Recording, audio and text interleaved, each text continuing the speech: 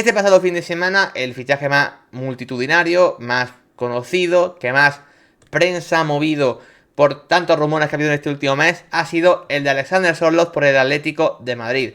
Por fin, el Cholo Simeone tiene su 9 tras la salida de Memphis, sobre todo tras la salida de Morata, y después de una rumorología de un mes que honestamente hemos tenido pues ahí un poco sonando de todo, ¿no? Que si Julián Álvarez era una opción real o si no lo era, veremos a ver qué pasa, pero a mí me parecía muy complicado. La opción favorita parecía Artem Dovich, cuando parecía que estaba muy cerquita, pues bueno, ya vimos todo lo que ha pasado con él, con su representante, en fin, mucho lío, al final Dovich ha acabado recalando en la Roma, y bueno, parecía que la última opción de todas las que había era Alexander Sørloth, que finalmente es la que ha acabado llegando para ser el 9 titular. Dentro de que, insisto, de que todavía se está viendo si Julián es una opción viable o no, que a mí no me lo parece, pero bueno, mucha gente comenta que sí lo puede ser, sobre todo de la prensa argentina. También una posible salida de Samu Morodion, que tiene ofertas suculentas de bastante dinero por ahí, se está diciendo, así que a lo mejor hay una salida de Samu Morodion. Dentro de si llega Julián, si sale Samu o si pasa algo más en la delantera, lo que sí está claro es que el delantero titular del Atlético de Madrid esta temporada va a ser el bueno de Alexander Sørloth. Mira, se pasa por aquí el bueno de Luca Toni, 33, y nos dice: saludos, ¿cómo es la segunda, David? En tema fichaje. Luego hacemos un repaso a segunda, si quieres, cuando terminemos de hablar de Sørloth y de lo que ha habido en primera, vamos a segunda, si te parece bien. Como decía, Alexander Sørloth, tema traspaso, 32 millones de euros, ¿vale? Aunque pueden incluirse variables, de hecho aquí lo indica realmente bien Transfermarkt, 10 millones en variables y 20% de futura venta del jugador en los próximos 2 años. O sea, digamos que es un traspaso que se podría ir a los 36, 38, 40 millones de euros. Hay que decir que es un jugador que, según Transfermarkt, vale 25. Creo que el punto principal está en que su precio se ha inflado por su última grandísima temporada en el Villarreal.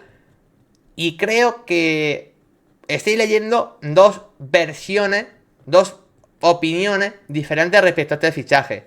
Está la opinión de que era el delantero ideal para el Atlético de Madrid, en el sentido de que había mucha gente que lo prefería antes que Dovich por estilo de juego, con lo cual yo estoy bastante de acuerdo.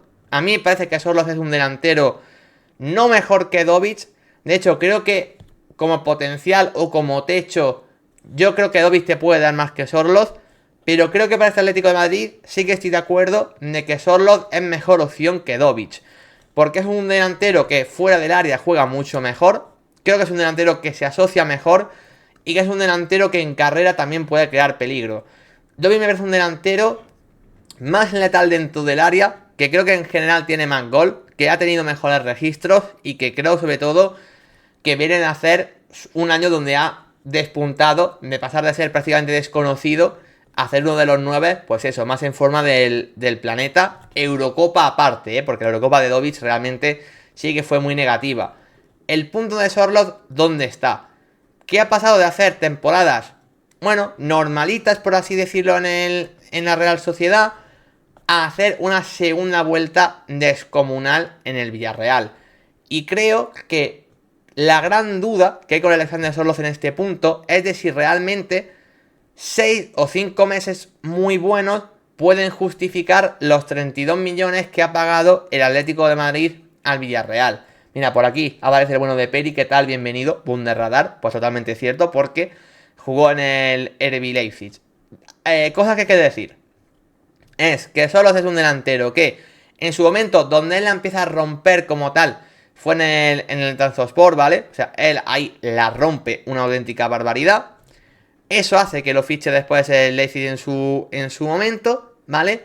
En el Leipzig nunca terminó de rendir demasiado bien. De ahí las cesiones a la Real Sociedad.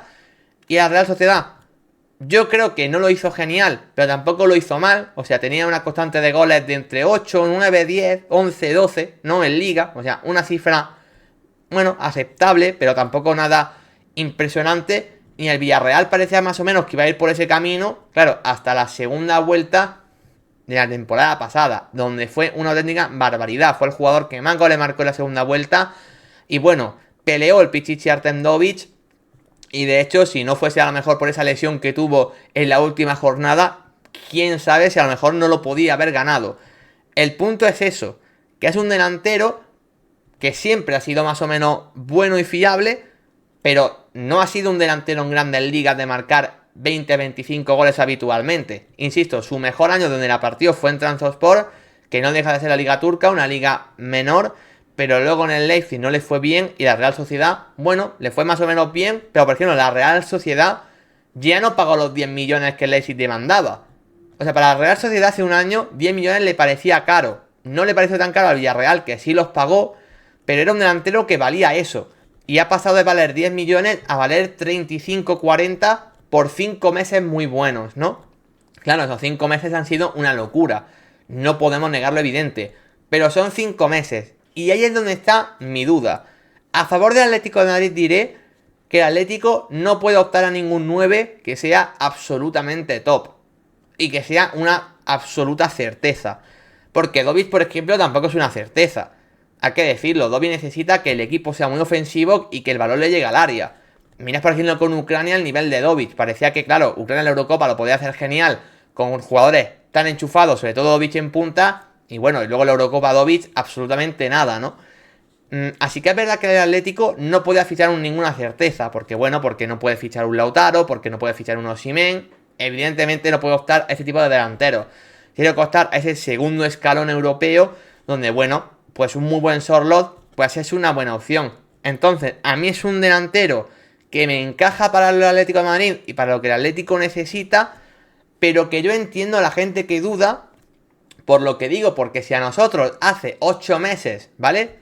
En diciembre nos dicen, Dovic va a ser un delantero pretendido por 35-40 millones, todos decimos, pero si el Villarreal lo acaba de fichar hace 4 meses por 10, ¿cómo va a pasar a costar 35-40? Pues sobre todo porque su primera vuelta fue buena, pero tampoco es que fuese una locura, era un poco, pues bueno, el nivel que le habíamos visto en la Real Sociedad, de marcar pues eso, 10, 12 goles, ¿no? Bien, pero sin tampoco destacar demasiado.